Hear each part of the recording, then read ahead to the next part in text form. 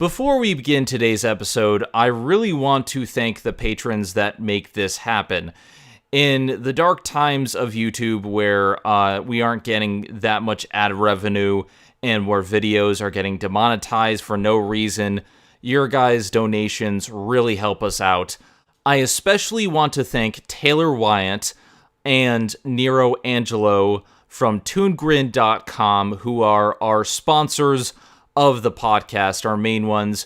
You too can be a sponsor if you go to the Patreon, donate $15, and I will promote your content on the show, and you will get a mention in the opening and ending credits of the show.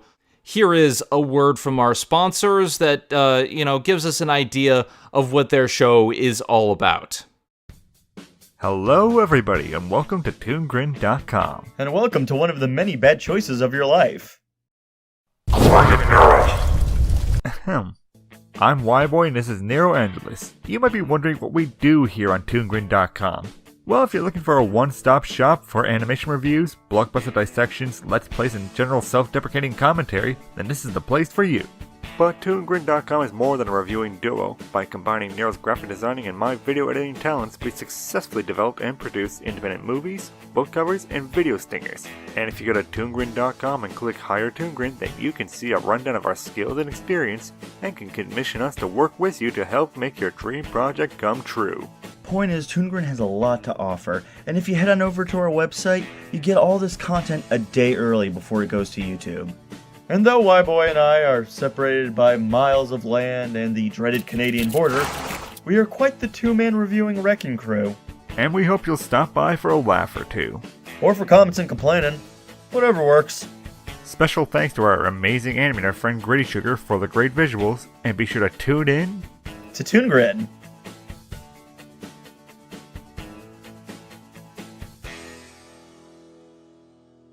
So, yeah, ToonGrin.com, they're really helping us out right now. Go check out their website, check out their YouTube page, and see what they're doing over there, reviewing cartoons and movies and other different shows.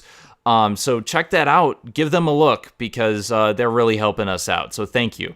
And don't forget to comment, subscribe, and hit the little bell for notification.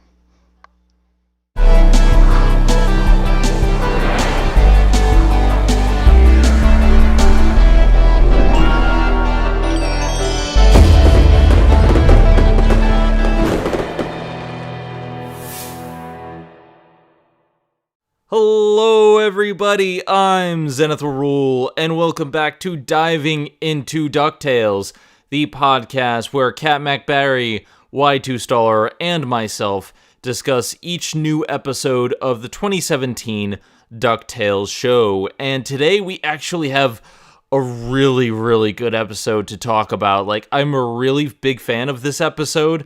We've had a couple episodes that I wasn't too fond of recently, but this one was great, and compound it with the fact that this is the one that was changed to Christmas because it has snow in it.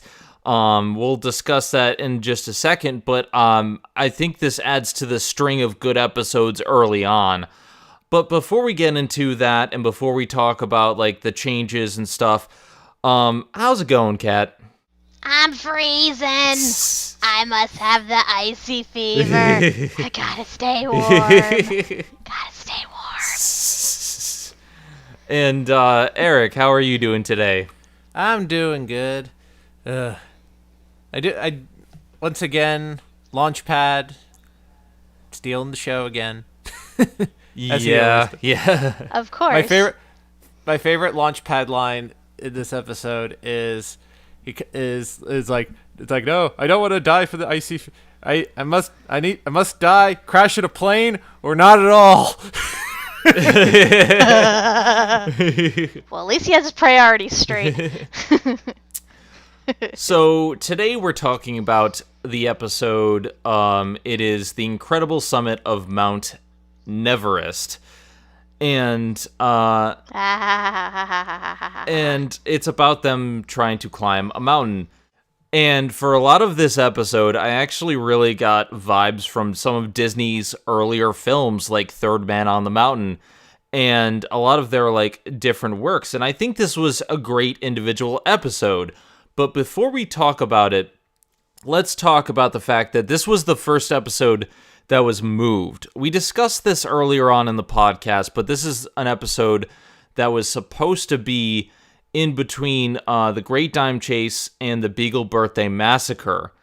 And this would actually have been a nice bridge in between, because it is it's an adventure episode, but not really a treasure hunting episode, and it's not very story heavy, but it's a lot of fun, and I really like what they did with this. And if they had included it earlier on, we would have a longer string of good episodes. Now, it was pulled because they wanted to promote this as a Christmas episode. I don't really see it. Yes, there's snow, but... Well, technically it takes place during Christmas, because they say at the beginning that, oh, everyone else gets to spend their Christmases at home, and we have to spend it on a mountain. To which Scrooge replies, like, Santa Claus is not allowed in my home. He knows what he did. Okay, so technically it's a Christmas episode, in the same way that, technically Die Hard is a Christmas movie. It is a Christmas movie. It is a Christmas movie. It's a Christmas classic. I saw Die Hard like recently for the first time. I want to say like half a year ago, and I loved it. But that aside, I mean, aside from that one line, which was fantastic, I really didn't see as much need to pull this episode from its original air date. I don't know, Eric. What are your thoughts on this? I mean, I agree with you. I agree with you on this, because like it's that one throwaway line that says, "Oh, people get to spend their Christmas doing whatever," because they mention Christmas in that one line, and therefore they just say, "Oh, we got to move it over there," and also it has snow in it, even though the snow is more in relation to the mountain and the mountainous region that they're in, and they're trying to climb the mountain. So it has really not so much having to do with Christmas as so much it has more to do with snow. So, like I said, like they moved it just because of one line. It's kind of silly, but Yeah, like, I mean, I don't know, maybe it was kind of bad planning on the creator's part, that they set up a Christmas-related episode that early on when it was, not in sync with the holiday season. Like, they could have left it out, and then, it would have been harder to justify this, but I don't know. Like, it's hard, now that I've seen the episode, it's a hard call to say, because, like you said, this is technically a Christmas episode, so one wonders why didn't they save it for a little later down the line, when presumably it would air during the holiday season. It's kind of odd, and here's the thing, like, the Mummies of Thoth Ra, that actually does, despite its out-of-order air date, you could technically claim that it could be a Halloween episode. It more so than this being a Christmas episode. Like, I don't really agree with Mummies of Thoth Ra being put where it was. I think having the Mole People episode might have actually been a better Halloween episode altogether, since they come out of a Halloween movie. But regardless, I think you could make a case for it makes more sense than putting this as a Christmas episode. Or if you're going to do it at all, I would just leave them in order and just start the airing of the show so that this would fall on Christmas. Here's the thing, like, I kind of remember My Little Pony doing something similar, and to this day it still baffles me. I remember there was a season which they aired a Halloween episode, pretty close to Halloween, but not on Halloween. And then 2 episodes later was their Christmas episode. And that was like only 2 weeks apart. And it's like, you're thinking about like the continuity of the universe, and it's like, wait, are the holidays really not that far apart? Are they only like 2 weeks apart. Because it's like you go from fall to snow, like, instantaneously. And then there was even, like, a season, I remember, where they aired a Christmas episode, like, first, early on, and they then, like, a fall-related episode, like, a couple episodes later. So, I'm wondering, like, in terms of this universe, because they don't exactly make the seasons clear in the DuckTales universe too much, especially since, the Ducks, they tend to dress the same. Sometimes they wear coats, but it's really hard to tell, and you don't really know how the seasons work in this. I don't know. It's like, it's all over the place, and it kind of confuses me a bit. So, yeah, I know we've been harping on this in earlier episodes of the podcast, and to be honest, I'm not as angry about it as I was before. I've had a month to really, was it a month? How long's it been since our last episode? The last episode aired about a week before Halloween, so it's been about a month now, I want to say. Okay, I can say a month. I've had a month to think about the show and to gather my thoughts. And I think a lot of things I said in the last episode were said in kind of a heat of passion. I'm not going to take back what I said, but I'm a little bit more calm and collective and can look at this with a more rational head. And while I still don't agree with this decision, I don't think these episodes should have been taken out of order, and there's some justification that can be made, but not enough. I'm not as angry about it, because while there were maybe two episodes I really don't particularly care for, overall, what we've gotten of this show is pretty damn good. And that leads into this episode, and this episode I think is one of the better episodes of the show. The Mount Neverrest episode is basically them trying to climb an impossible mountain. And as a mountain climber myself, I was really intrigued by this. But even if you're not, there's so much great humor in this episode, and both the A and B plots. Both the A and B plots are great. And the humor's on point. There's just a lot to like about this episode. But it's a very simple setup. Like, hey, we're gonna go climb this mountain. And technically there's a C plot in it, but it all connects really well. Kat, what's your initial thoughts on how this episode kind of started out? I mean, first of all, I was glad that it was a good old-fashioned adventure episode. It's as simple as it can get. Hey, we're gonna go climb a mountain. Okay, simple as that.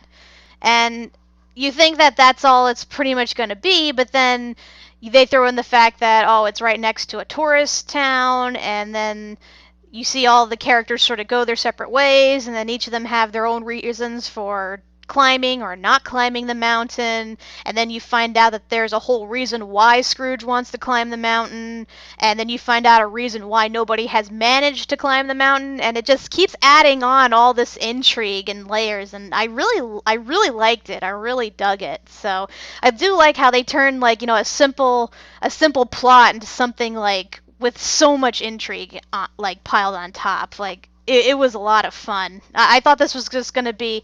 I already had no expectations for this, so I didn't think there would be much to it aside from, they climb a mountain and stuff goes bad. No, there's a lot more to it, and I was actually, like, really intrigued. And it actually filled in a few like, plot... I wouldn't say plot holes, but a few, like holes that are missing in certain characters, like development and everything, but I mean, we'll get to that.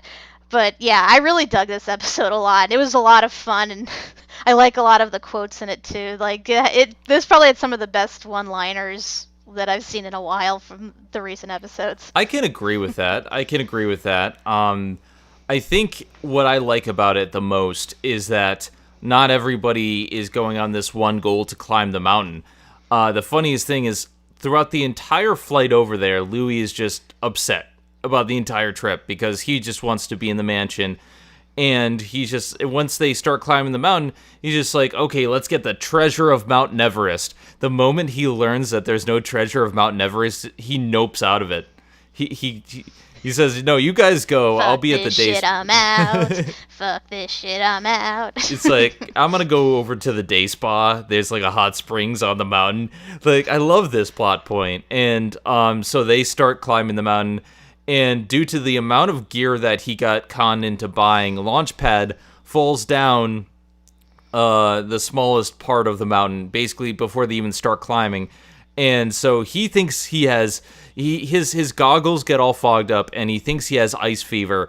And like the entire plot of his B plot really is him walking around and exclaiming that he has ice fever and going through all the stages of ice fever, and it is one of the best parts of the episode.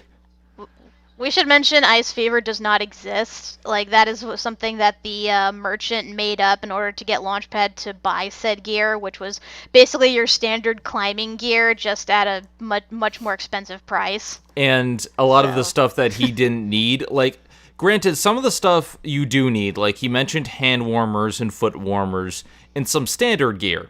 Fine. But he also said, like, hand coolers. And I'm like, why would you need a hand cooler if if it's cold up on the mountain? Just more useless junk. Oh, by the way, a little bit of trivia, and Doug actually pointed this out to me while we were watching it. The guy who voices the merchant, he's the same guy that voices Rocco from Rocco's Modern Life. He's actually been in a couple episodes already. He's been voicing various stuff. I know he was in The Mummies of Tothra, and he was in like at least one or two other episodes this season. So he's actually been one of the more... he more plays like more like the single like background characters or like the side characters throughout much of the season. So he's been getting a lot of work in. Yeah, I believe it. I just noticed, like, this is the one where, like, it's the most prevalent. It's, like, the closest he gets to doing his Rocco voice. Because I remember hearing him speak, and I'm like, I know that voice. Where is it from? And at first I thought it was from the guy that voices Phineas from Phineas and Ferb, but no, Doug confirmed it for me. And when we saw the credits, yeah, his name was listed there. And, like, so, overall, the B-plot could have been thrown away. Like, you know, it's not really something that you need for the episode, but it's really nice filler.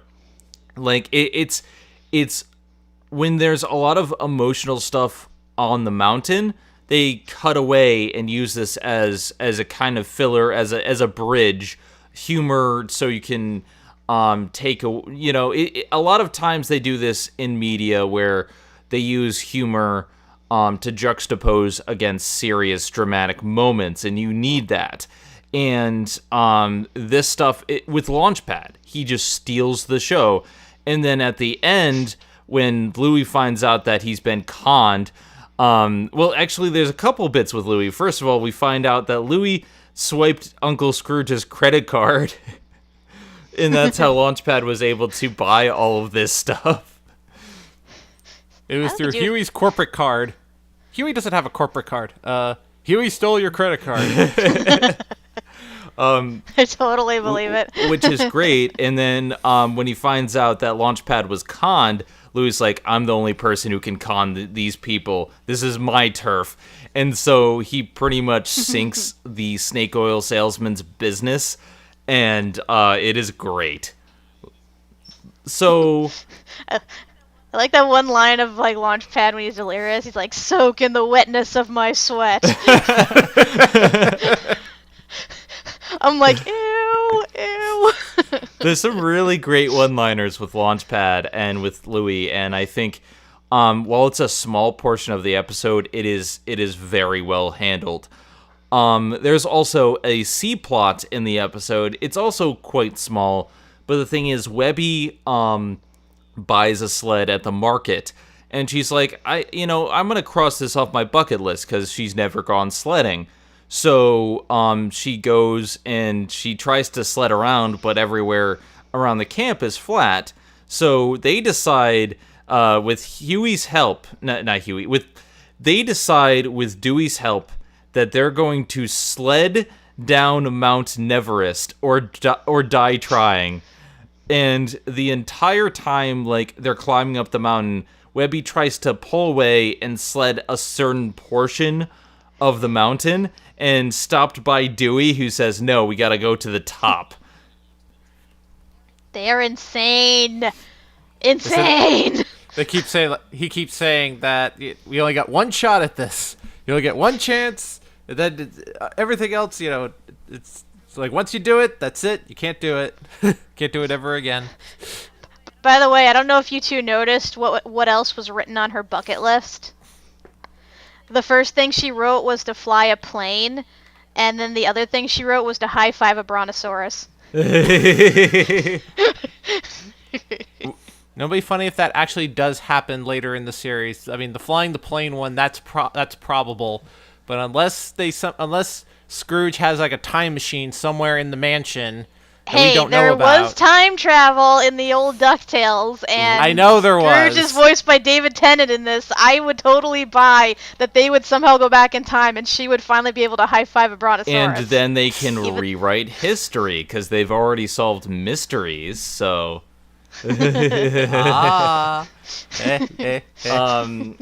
So there are little cutaways here and there to this C plot. It's not very big, but it's a good Webby character development, and it gives a good insight to her character, a little bit more about the stuff that she hasn't done. And at the end of the episode, they do end up sledding down the mountain, and it's glorious, but we can't really talk about the majority of this because there's a twist in the episode, and I don't want to give that away just yet. We'll get back to this point.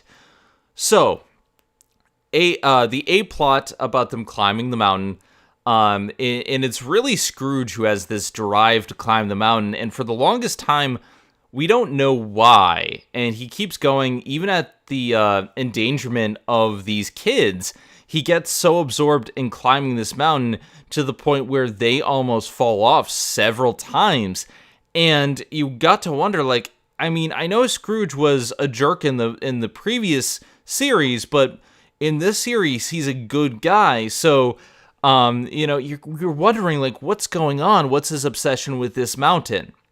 Because this mountain is supposed to be very, highly unclimbable. No one's ever done it before and lived. The only person who's gotten even close to climbing this mountain was George Mallardy, and throughout the episode, Scrooge is constantly referring to him and dissing him, and there's this, intrigue about, what's going on? Was this another one of his rivals, like Glomgold?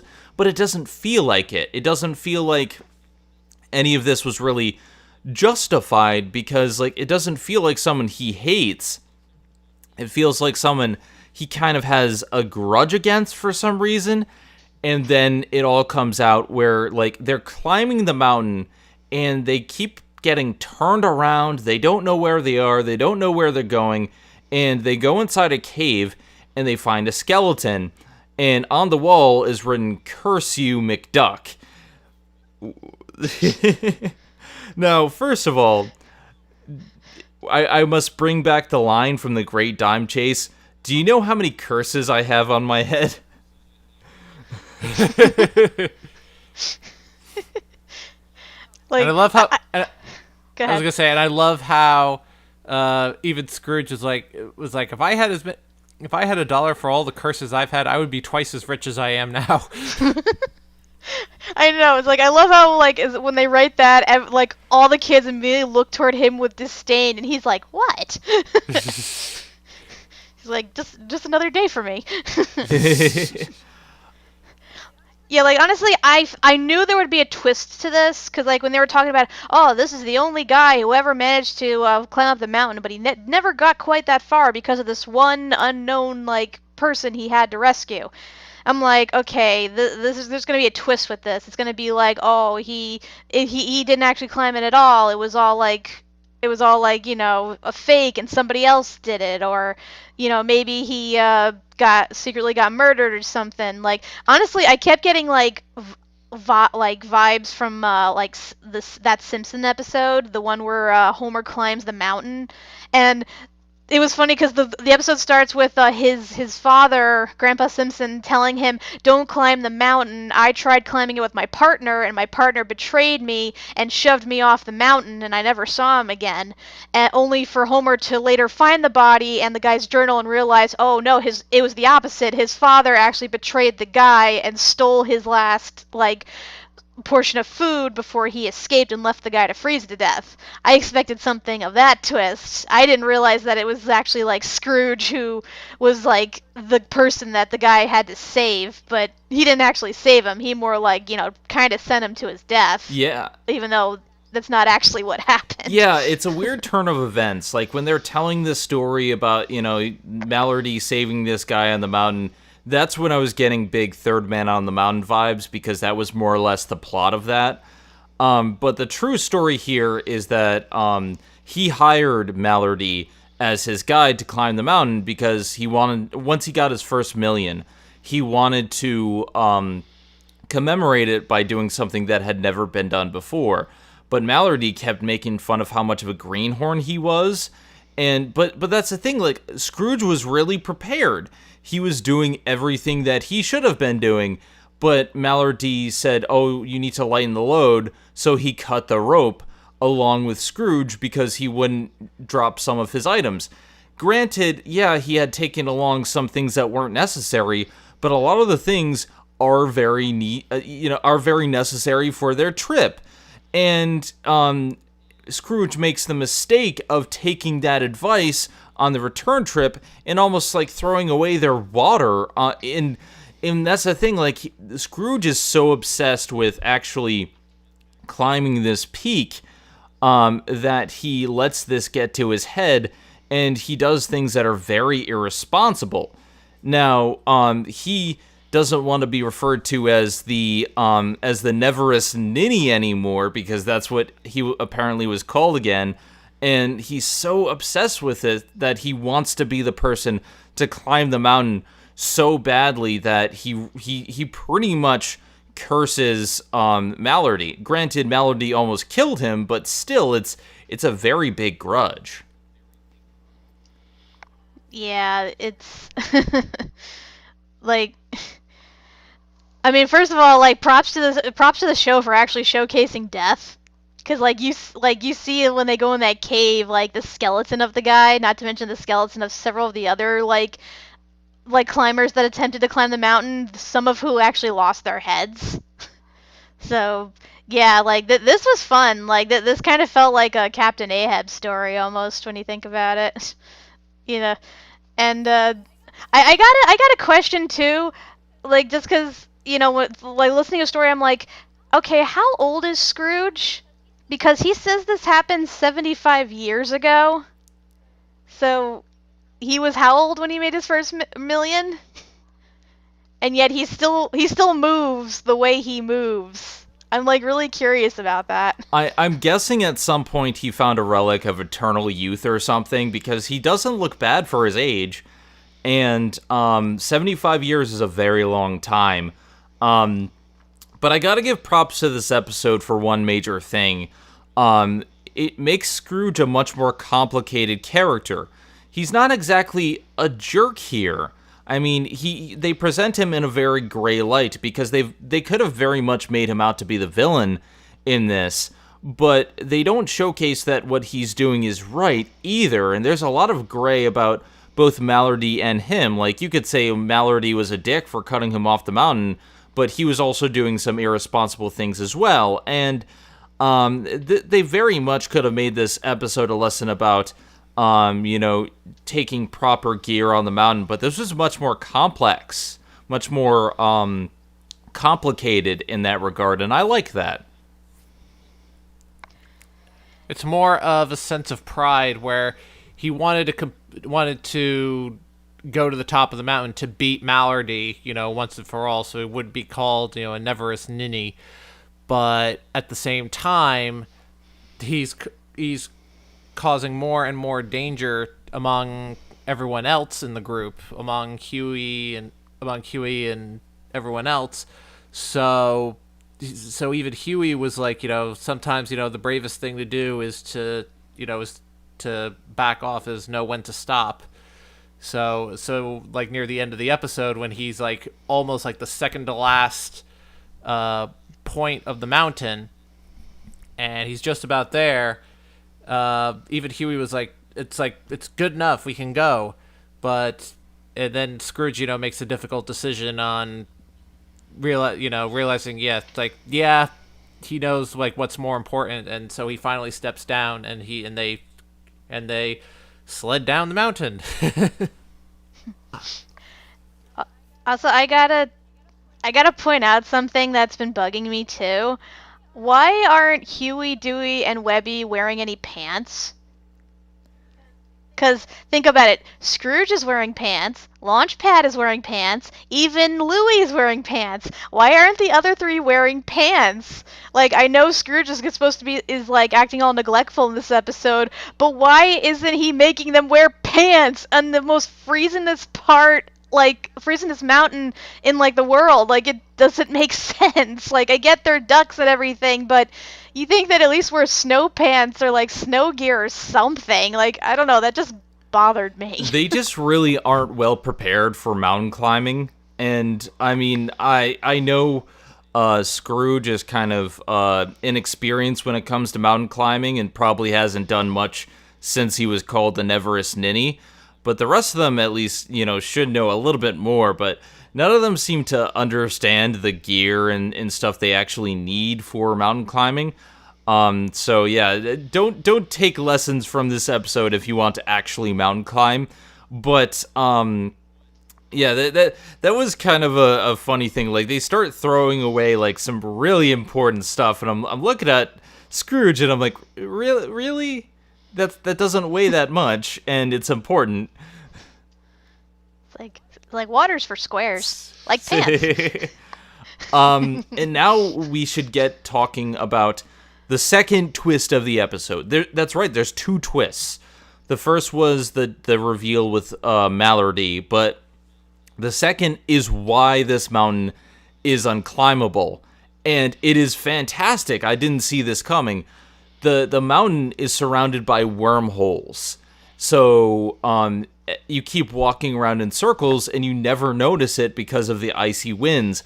And this is a fantastic twist because there's a reason why it isn't climbable, and they don't have to feel bad for not actually climbing it, because you would have to find the very specific wormhole and go into that. But even still, like, it's really cool how they do this, and they foreshadow it in the cave. They have drawings of they first foreshadow it in the cave, where you see like the writings, like you see the climbers, like, wait, where are their heads? And then they point to another section of the wall, and there's their heads. So that was kind of the first clue right there. Is like, wait a minute, maybe there's something with like portals and stuff like that.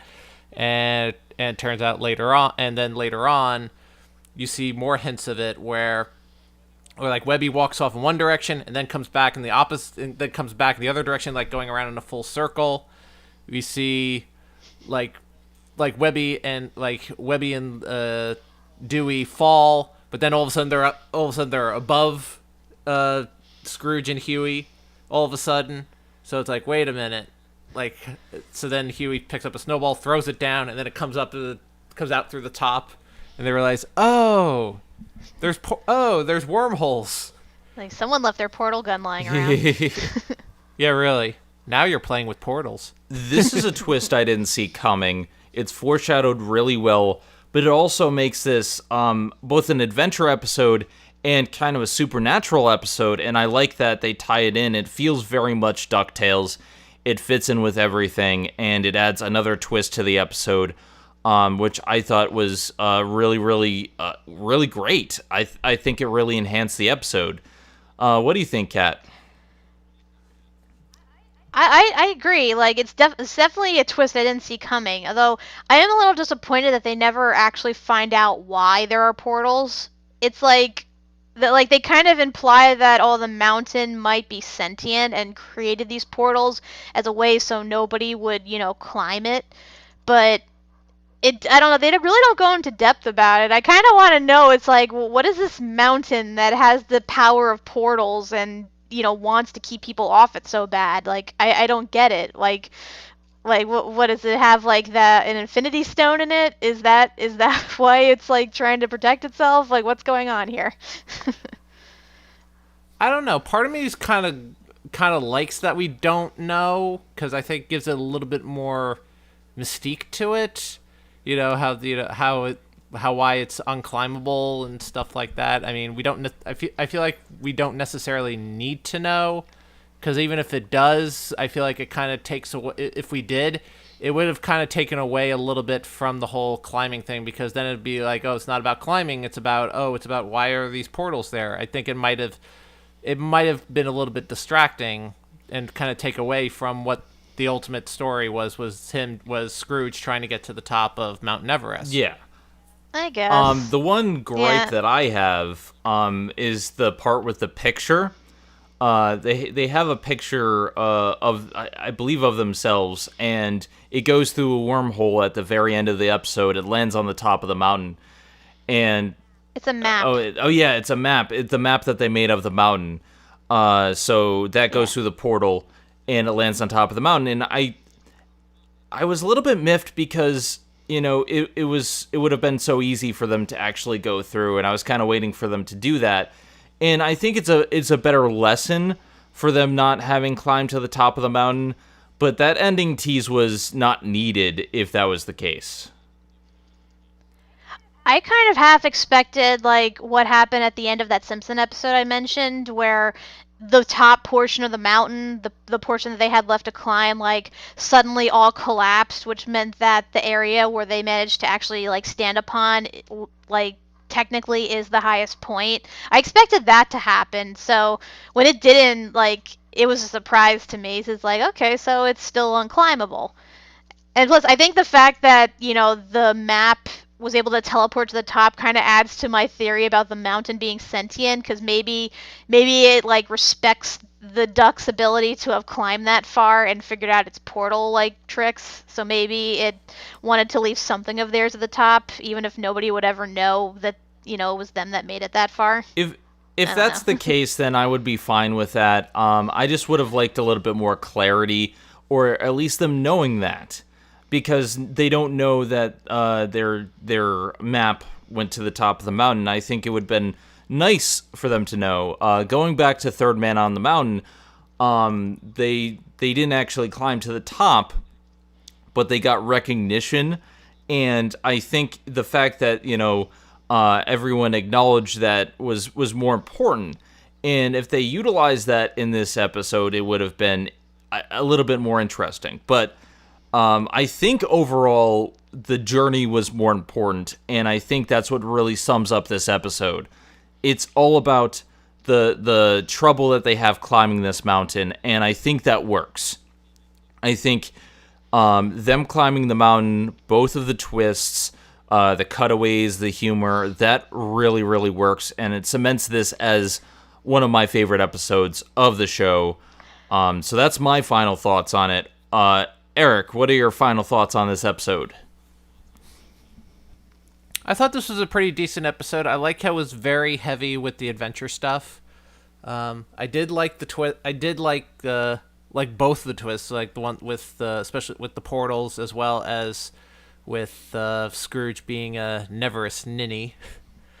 Launchpad did kind of steal the show a little bit, especially with his B plot, because he's like, no, I don't want to die like this. I want to die crashing a plane and nothing else. Because he's always entertaining with that.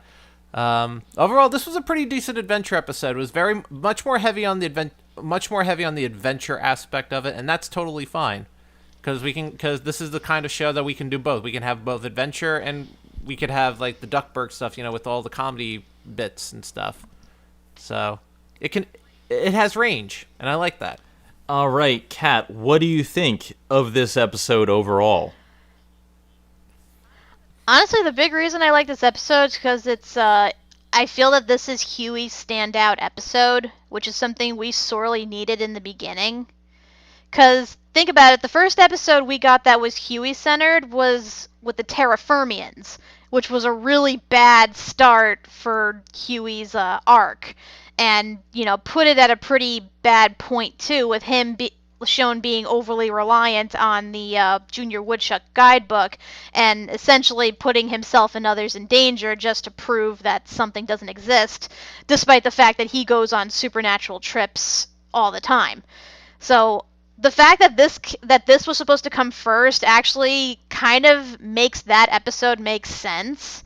And I like that this episode actually shows Huey's good points in that, yes, he's reliant on the Junior Woodchuck guidebook, but at the same time, he's very knowledgeable because of it, and he is like the voice of reason, even when it comes to, Scrooge, who should be, wise and worldly and have more common sense than Huey, yet ultimately it's Huey that ends up saving him because of, his own youth and common sense. I really like that because like his whole thing like about knowing when to quit kind of reminded me of a Steven Universe episode where Pearl's trying to get him into space to the point where she builds a rocket ship all by herself, and they're like trying to take off into space as the rocket ship is like breaking apart, and Steven has to grab her and say, Pearl, you gotta know when to bail. And that's what kind of reminded me in this episode where he gets up in Scrooge's face and like, this is Huey. He's like the well-behaved one. He's the one that usually follows the rules. And yet he's the one that's like talking back to Scrooge and saying, you're putting us in danger. You have to know when to quit. And he even like sacrifices like his own ambitions and goals, like trying to map out the place and trying to get his badge just to make sure that his family is safe. So I really like the episode, because of that. Because, like I said, this is Huey's standout episode. And, of course, everything you guys said about the plot twists and the humor and the other characters' arcs, those were great, too. So, yeah, I really, really enjoyed this episode, and I highly recommend it. I do, too. I definitely agree with what you're saying. I think this would have been a great start for Huey. It really introduces his character well. It retroactively, because of the episode order, I think it retroactively makes Terrafermians a better episode. Because we get... Yeah, because then because it actually makes that episode make sense, because it's like, okay, he's relying on the Junior Woodchuck guidebook because it's, taken him out of bad situations before, like with the, with climbing the mountain, which was why it makes sense that he would rely on it again for getting them out of the subway, but this time it doesn't work. So it totally makes sense now. So I'm not as angry now. Honestly, like, the thing... honestly, them putting these things out of order really made Terrafermians a bad episode. Taken by itself, Terrafermians is an episode that needs more context, and the stuff with Lena and the stuff with Huey that we said we didn't enjoy previously is made better because of the context of this specific episode and the other episode that was moved. And I think if they had aired things in the proper order, we would have liked Terror of the Terrafermians. Right now, with this being said, I only think, I think Mummies of Toth Ra was a weaker episode than Terrafermians now, and I think that's only because of the way they aired things around in order, and I think had they not done that, we would be singing a different tune. So we're going to have to rewatch these episodes and give our later opinion, because it really changes the way I look at that specific episode. Yeah, I agree. I can't wait till we can go back and watch this in the proper order again. It's like, I think... like I said, it probably will add some much-needed context to certain episodes. Because right now, I still don't really like Terror of the Terrafermians too much, and, the Mummies of Toth Ra is still pretty low as well, but, for now, everything else is still pretty good, though. It's, like, nothing has, pissed me off, like, real bad or anything like that, so, honestly, I'm good just waiting for the rest of the episodes to come out. I'm really curious as to when the next group of episodes come out and whether or not they're going to be in the proper order or not. I really do hope so, but I guess we'll just have to wait and see. I would imagine the next group of episodes probably won't be until, I want to say probably till after the new year. Probably end of January, early February, if I had to take a guess. That sounds about right. Because that seems to be a thing now with television shows. It used to be where you watch like a full season, like you start in fall and it goes into winter, and then it eventually you get a Christmas episode, and then it continues on, and then it goes into like May or so, and that's the end of the season. But now, not just because of streaming services and DVR and stuff like that, there's now mid-season breaks. And a lot more shows are doing that now. Even with the primetime stuff, they'll do like a mid-season finale, and then they'll bring the show back like, after the holiday season. Like they'll do that like end of January, they'll bring it back. So I wouldn't be surprised if we start getting the next batch of DuckTales episodes probably like end of January or so. But we'll definitely keep an eye out for it. Yeah, we don't officially know when the next group of episodes is out. And we're probably not going to do our rewatch until the season is complete. But with that said, first of all, my cat says hi, by the way, just jumped on my lap, so... Aww. Hey, kitty. Yeah, so with that being said, though, I am looking forward to rewatching this at the end of the season and see if it changes anything. Kitty, don't knock over my glass. She has a habit of doing that where she just comes over... and knocks over my glass. Granted, I made sure it was empty this time. Anyway, we have said a lot about this episode. I think this has been one of the better ones. And I think with Terror of the Terraformians, new context, I don't think it's quite as weak. So we only have one of the 9 episodes that I really don't like, which is actually a very good ratio in my opinion. So with that being said, I'm looking forward to the next episode. I'm not sure when it is. We'll record our thoughts on that in the next episode when it actually airs. But with that being said, I am Zenith Rule. I am Kat Macberrie. I am Eric Y2 Staller. And we will see you guys next time on Diving Into DuckTales when that new episode airs. Thank you guys so much for watching. And have a good one, guys. TTFN, ta-ta for now. Hey, this is Megami33. Thank you for watching Zenith Will Review. Don't forget to like, comment, and subscribe for more awesome videos. If you like what you see, check out the Patreon page at patreon.com/ZenithWillReview.